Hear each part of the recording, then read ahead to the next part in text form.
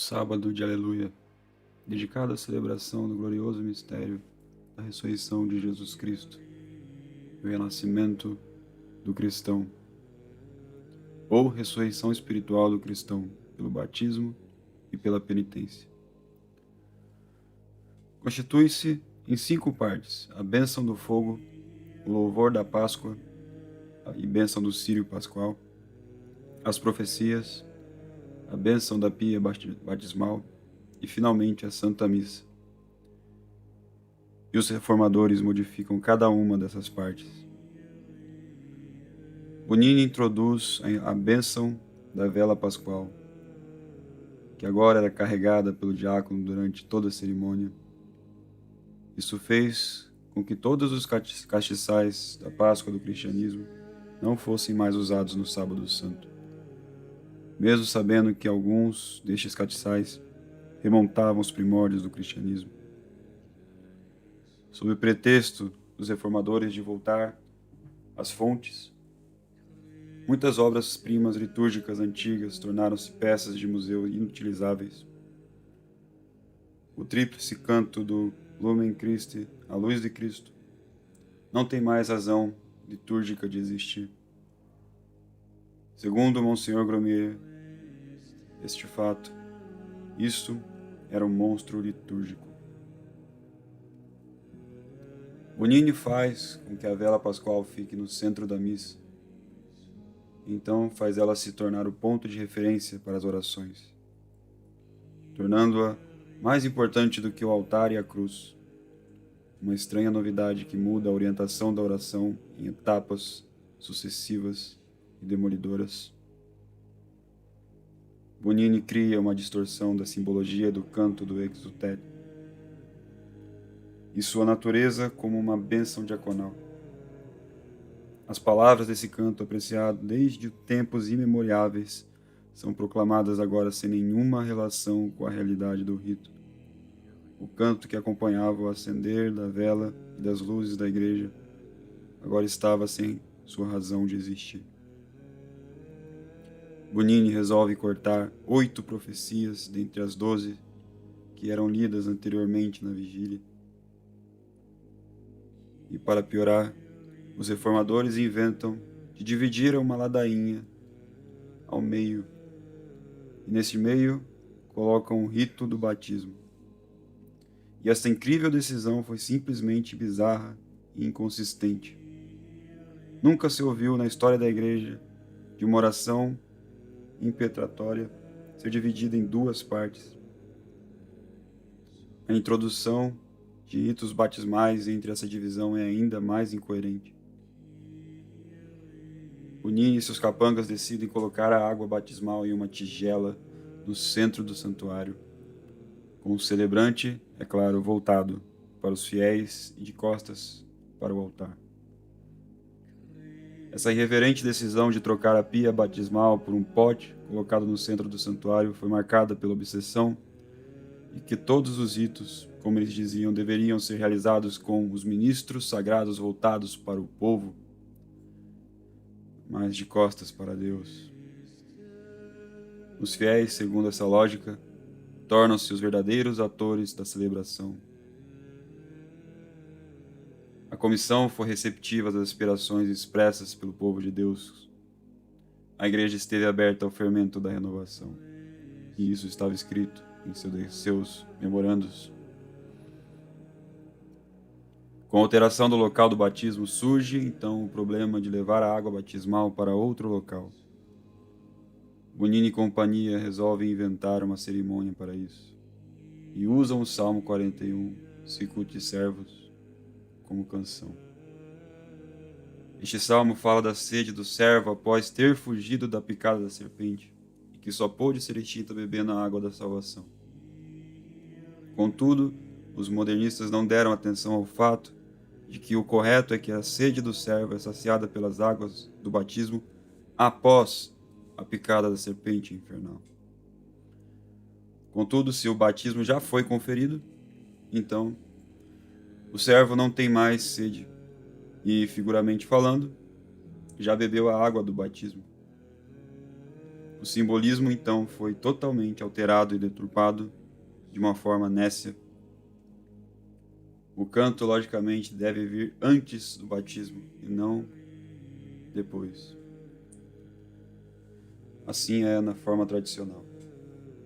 E essas decisões imprudentes, fundadas em um populismo pastoral que ninguém jamais solicitou, acabaram destruindo todo o edifício sagrado, desde suas origens até os dias atuais. Segundo Monsenhor Gromier, este ato é um insulto à história e à disciplina, à liturgia e ao bom senso. Bonini inventa a prática das renovações das promessas batismais, algo que não condiz com a conduta que ele tinha de querer ganhar tempo. E essa novidade abre portas para tendências luteranas na igreja. Monsenhor Gromier se questiona se um dia não assistiremos à renovação das promessas conjugais entre pessoas unidas pelo casamento. Essa é uma criação nada litúrgica, cujo objetivo e ocasião tão procurada era de inserir a língua vernácula na liturgia.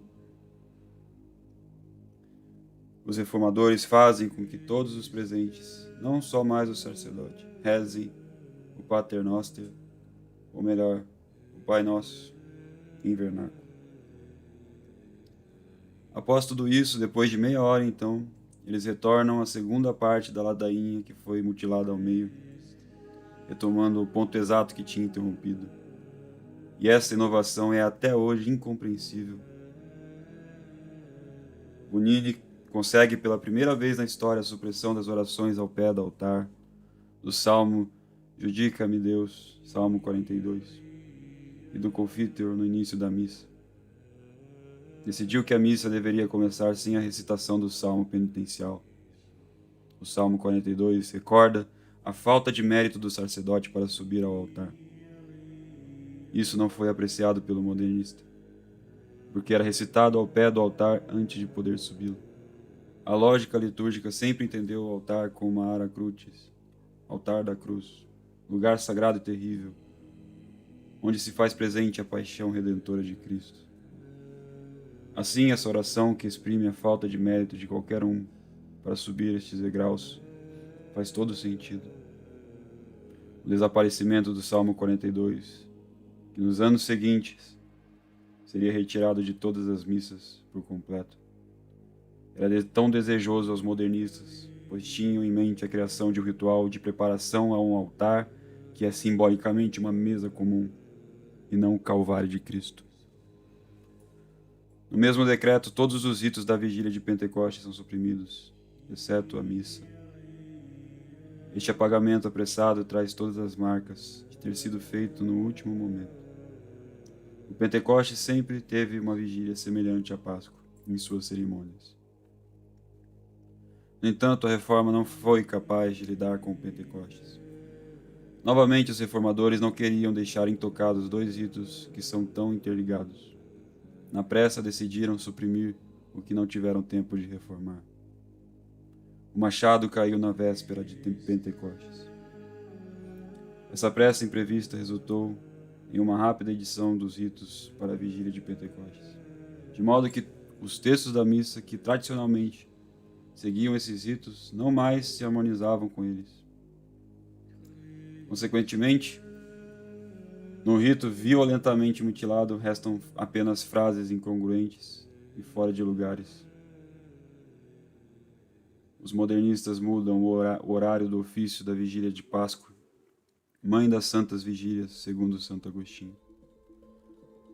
Segundo eles, o rito tradicional é uma anomalia litúrgica latina, porque era celebrado no horário matinal, ao passo que uma vigília, por definição, é um ofício noturno. E, segundo eles, não havia nenhuma justificativa teórica possível para essa deformidade litúrgica. Somente uma explicação histórica: a igreja medieval e a preguiça humana. Então, a igreja, desde o século VII, era preguiçosa para estes modernistas. Mas nos alerta São Pio X na Pascendi a respeito dos modernistas, entre aspas, desvairaram em seus pensamentos, gabando-se de sábios Estultos é o que se tornaram, mas ao mesmo tempo provocam a indignação, quando acusam a igreja de corromper os documentos para fazê-los servir aos próprios interesses. Isto é, atiram sobre a igreja aquilo de que a própria consciência manifestamente os acusa. Fecha aspas. Os reformadores diziam também que o Sábado Santo é um dia alitúrgico por natureza. É uma deformidade celebrar a missa da ressurreição no sábado de manhã, quando historicamente e misticamente Jesus neste horário ainda estava no sepulcro. E sob este pretexto, resolveram que a missa da ressurreição deveria ser à meia-noite do sábado, e depois outra às 10 horas da manhã de domingo. Contudo, sabemos que Jesus não ressuscitou duas vezes. E por que criar dois ofícios diferentes para celebrar o mesmo mistério? Essa novidade pastoral trouxe grande confusão na igreja, pois estava em contradição com a lei canônica que diz que a Eucaristia só pode ser recebida uma vez no dia. Cânon 857. A ninguém é permitido receber a Santa Eucaristia caso já tenha recebido no mesmo dia. Além disso, um grande inconveniente passou desapercebido pelos reformadores. Mudar o horário da vigília da Páscoa para meia-noite corria o sério risco de deteriorar os ofícios do dia da Páscoa. A noite de sábado prejudicou a manhã de domingo. E como diz Monsenhor Gromier, a vigília da noite suprimiu o ofício da Páscoa. Quantos cristãos retornarão no domingo para assistir à missa solene e comungar, indo dormir a altas horas da madrugada? Isso criou uma tendência de judaizar a igreja, tornando o sábado mais importante que o domingo, o dia do Senhor. Os modernistas da congregação reclamavam e ridicularizavam sobre a passagem da oração da vigília pascual que falava da Equinox Ex, eis a noite. Para eles era um erro grotesco na liturgia, pois, como eles diziam, como pode uma oração sobre a noite sendo realizada em plena luz do dia? Então, neste erro, também quiseram justificar a mudança do horário para a noite. Porém, Cardeal Wiseman nos justifica as tradicionais cerimônias da vigília pascual em horas matutinas. Diz o cardeal, a referência à noite na tradicional vigília pascual tinha significado místico e não naturalista. É a noite que Israel escapou do Egito e que precedeu a ressurreição de Cristo. Está em sentido pré-figurado como uma metáfora para as trevas do mundo, a escravidão do pecado antes da redenção. Não tem conexão intrínseca com o momento em que o sol se põe abaixo do horizonte. Aqui então vemos que algo espiritual e figurado realmente nunca vai ser compreendido por céticos e naturalistas maçônicos. E agora vamos analisar de perto este decreto Maxima Redemptionis Noster Mysteri. Diz o decreto, começa assim, no início, esses ritos eram celebrados nos mesmos dias da semana e nas mesmas horas do dia em que aconteciam os sagrados mistérios. Assim, foi recordada a instituição da Santíssima Eucaristia na quinta-feira, à noite, na solene missa da Ceia do Senhor. Na sexta-feira foi celebrado um serviço litúrgico especial da Paixão e Morte do Senhor, às primeiras horas da tarde. Por fim, na noite do Sábado Santo teve início a solene vigia, a ser concluída na manhã seguinte, na alegria da ressurreição. Então aqui uma nota minha, é que neste parágrafo os reformadores revelam seu excessivo e insano arqueologismo. Após esse relato histórico comovente, eles continuam agora revelando seu desprezo aos medievais. Então preste atenção como que eles continuam. Mas, na Idade Média, por várias razões concomitantes, o tempo para observar a liturgia destes dias começou a ser antecipado a tal ponto que no final da Idade Média, todas essas solenidades litúrgicas foram adiadas para as horas da manhã. Agora preste atenção, certamente com prejuízo do sentido da liturgia e com confusão entre os relatos evangélicos e as representações litúrgicas a eles referentes. Sobretudo a solene liturgia da Vigília Pascual, tendo sido arrancada do seu próprio lugar nas horas da noite, perdeu a sua clareza inata e o sentido das suas palavras e símbolos. Presta atenção. Além disso, o dia do Sábado Santo, invadido por uma alegria pascual prematura, perdeu o seu próprio caráter doloroso de comemoração da sepultura do Senhor. Então, neste segundo parágrafo desse decreto, os reformadores dizem que a igreja deu uma liturgia que prejudicou os fiéis e que a igreja errou e fez confusão com os relatos evangélicos, dando algo sem sentido e sem clareza ao povo de Deus. A gente já sabe onde isso, em que concílio que isso aqui foi anatematizado, mas veremos mais à frente. Vamos continuar com esse decreto. Em tempos mais recentes, aliás, ocorreu outra mudança, e esta foi gravíssima, gravíssima do ponto de vista pastoral. Que igreja que fez algo gravíssimo do ponto de vista pastoral? Vamos ver. Durante muitos séculos, a quinta-feira, a sexta-feira e o sábado da Semana Santa foram contados entre os dias festivos com o propósito manifesto de que todo o povo cristão, liberto de trabalho e serviço, pudesse estar presente nas cerimônias sagradas desses dias.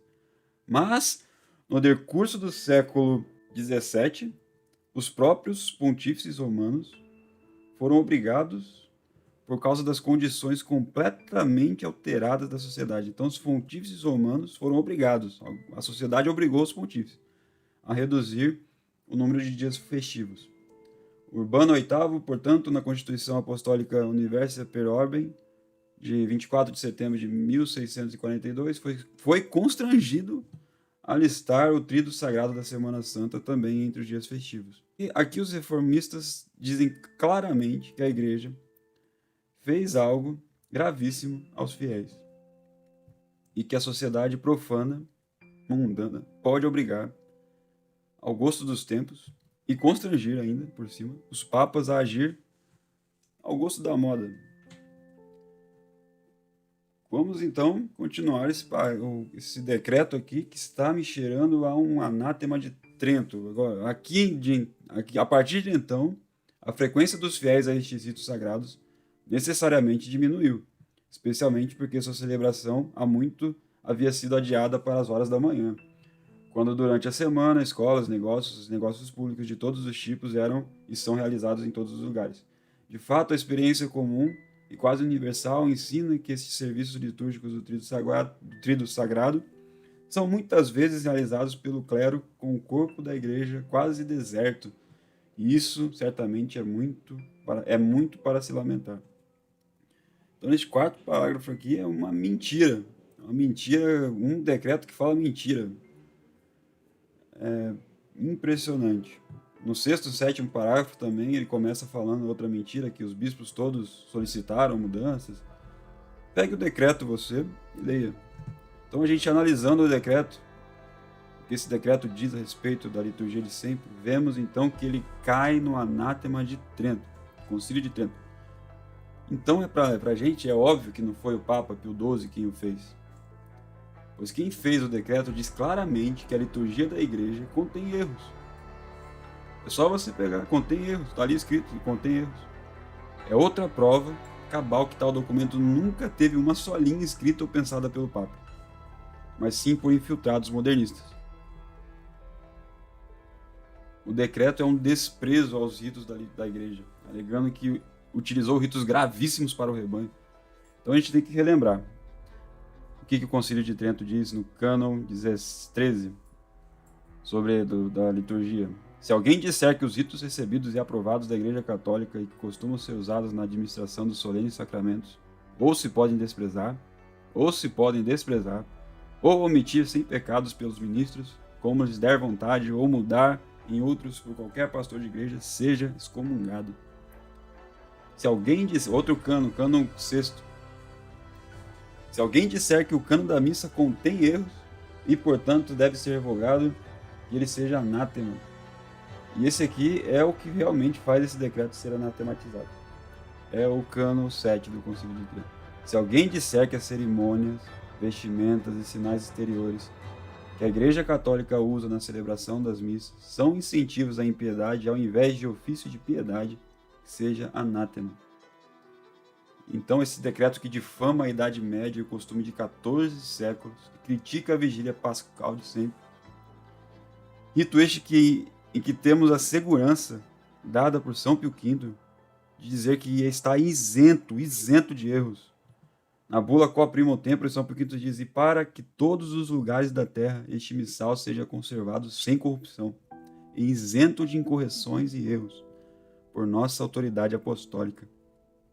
E uma outra coisa interessante nesse decreto de 1955, que lá nas instruções, lá no 9, você vai ler que a solene vigília pascual seja celebrada na hora própria, isto é, uma hora que permita que a solene missa da vigília comece por volta da meia-noite, que cai entre o sábado e o domingo da Páscoa.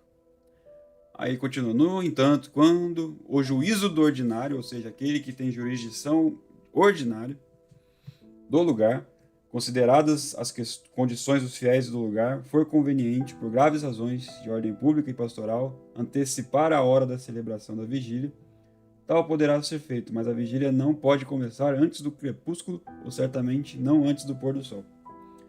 Aí, em 1957, eles deram uma permissão. Que diz a permissão? Mas a permissão para antecipação da hora da vigília pascual não pode ser dada pelo ordinário local indiscriminadamente. Ou, em geral, para toda a diocese ou região, mas apenas para aquelas igrejas ou lugares onde a verdadeira necessidade o exige. Além disso, é preferível que a hora própria seja observada, pelo menos na própria igreja da catedral e em todas as outras igrejas, especialmente as religiosas, onde isso pode ser feito sem grande inconveniente. Então, aqui também aqui a gente pode ver nesse 9 que todos os que seguem esse decreto têm que exatamente fazer à meia-noite. À meia-noite, a vigília, a missa da vigília. Não pode ser antes, se você está desobedecendo o decreto. Especialmente as ordens religiosas. Tá? Então, nada de fazer 10 horas da noite, é meia-noite. Tem que ser feita ali a missa da Páscoa. E ali no 10, a abstinência e o jejum prescritos para a quaresma, que até então cessavam no sábado santo depois do meio-dia, ou seja, a gente aqui depois do meio-dia não tem mais jejum, nem abstinência. Conforme o cano 1252, então, agora o que eles fazem? Cessarão no futuro à meia-noite do mesmo sábado santo. À meia-noite, então, acaba o jejum de vocês. É impressionante. Temos que ver se realmente as pessoas seguem esse decreto à risca e também se seguem o de 1958 para fazer jus às suas palavras. Os apologistas da reforma, que se orgulham por serem obedientes ao Papa, diferente de nós, que segundo eles somos cismáticos por não seguirmos o decreto de 1955, estes apologistas, contudo, eles mentem aos seus fiéis. É isso mesmo, eles mentem aos seus fiéis, dizendo o quê? Que a última reforma de liturgia promulgada sob o governo de um Papa foi de 1955. A verdade é que o último decreto sobre liturgia foi o de 3 de setembro de 1958, sobre o pontificado de Pio XII, de música sacra et sacra litúrgica. E esse decreto apresenta as mesmíssimas características de obrigatoriedade do decreto de 1955. Então vocês podem ver aqui. Esta instrução sobre a música sacra e a sagrada liturgia foi apresentada à sua santidade o Papa Pio XII, pelo abaixo assinado cardeal. Sua santidade se dignou a aprovar de modo especial o inteiro e as partes únicas e ordenou que fosse promulgado, e que seja exatamente observado por todos a quem se aplica. Não obstante qualquer outra coisa em contrário, dado em Roma, Sagrada Congregação de Ritos, festa de São Pio X, 3 de setembro de 1958, assinado Cardeal Cicognani, prefeito, e arcebispo Afonso Carinti, secretário. Então, eles não seguem esse decreto. Por quê? O que você vai ver naquele decreto? Esse decreto permite que todo mundo, todos os fiéis da missa, recite o introito gradual, orfetória, comunhão, paternoster, junto com o padre na missa. Não tem mais padre, é isso aí. Isso daí é totalmente novus ordo. E eles não seguem esse decreto. Não seguem esse decreto. Aqui então cai por terra esse orgulho de obediência fingida. Porque se seus apologistas aí forem tão obedientes, somos obedientes a Pio XII, então por que vocês não seguem esse decreto? Vocês o menosprezam igual os que menosprezam o decreto de 1955. Tudo que vocês falam contra a gente recai sobre vocês. E vocês nem percebem. É claro que não foi Pio XII que escreveu esses decretos. É claro que foi uma congregação de ritos. E a congregação de ritos não é infalível. Tem artigos aí do George Merry no site do Totalista. É só ir lá e estudar um pouquinho. Vai ver. Então, por que isso? Por que tudo isso? E tudo isso, todos esses decretos, tanto de 1955 quanto de 58, todos eles vão contra a Mediator Dei de Pio XII, de 1947. Lá Pio XII fala: assinalamos, não sem preocupação e sem temor, que alguns são assaz ávidos de novidade e que se equivocam fora dos caminhos da santa doutrina e da prudência, pois ao querer desejar renovar a sagrada liturgia, com frequência fazem intervenções em princípios que na teoria ou na prática comprometem essa santa causa. E talvez mesmo conspurquem com erros no tocante à fé católica e à doutrina cética. Deve-se, todavia, reprovar severamente a temerária audácia daqueles que introduzem de propósito novos costumes litúrgicos, ou fazem reviver ritos já caídos em desuso, e que não concordam com as leis e as rúbricas vigentes. Assim, não sem grande pesar, sabemos que isso acontece não somente em coisa de pouca monta, mas ainda de gravíssima importância. Não falta, com efeito, quem use a língua vulgar na celebração do sacrifício eucarístico, quem transfira para outros tempos as festas fixadas já por razões ponderáveis, quem exclua dos legítimos livros da oração pública os escritos sagrados do Antigo Testamento, reputando-os pouco adaptados e pouco oportunos para nossos tempos. Este modo de pensar e de proceder, com efeito, faz reviver o excessivo e insano arqueologismo suscitado pelo ilegítimo concílio de Pistoia e se esforça em revigorar os múltiplos erros que foram as bases daquele conciliábulo e os que se lhe seguiram com grande dano das almas. Nós vos exortamos instantemente, veneráveis irmãos, a que, desfeitos os erros e a falsidade, e proibido tudo que está fora da verdade e da ordem, promovais as iniciativas que dão ao povo o mais profundo conhecimento da Sagrada Liturgia, de modo que ele possa mais adequado e mais facilmente participar dos ritos divinos com disposição verdadeiramente cristã. Então, meus caros, aqui devemos nos questionar: ou Pio XII estava esquizofrênico e fez um decreto que vai contra a sua própria encíclica, ou o decreto não foi feito de forma alguma por Pio XII. É claro que a gente sabe que não há nenhuma linha pensada pelo Sumo Pontífice em tal decreto, somente há ali desejos e esboços de infiltrados da Sagrada Congregação de Ritos, que no futuro viriam a destruir de vez a liturgia católica com a missa nova do Conciliábulo Vaticano II. Bom, estes vídeos todos foram baseados em Monsenhor Gromier, Padre Secada, Monsenhor Dolan, Padre Riot, alguns liturgistas, livros de liturgistas, Prosper Guéranger, alguns sites e blogs. Agradeço também ao blog do Jorge Merry, totalista.net, que todo mundo pode entrar e aprofundar mais. Espero a todos e desejo a todos uma feliz Páscoa. Salve Maria. Bom dia, todo o povo católico da terra de Santa Cruz.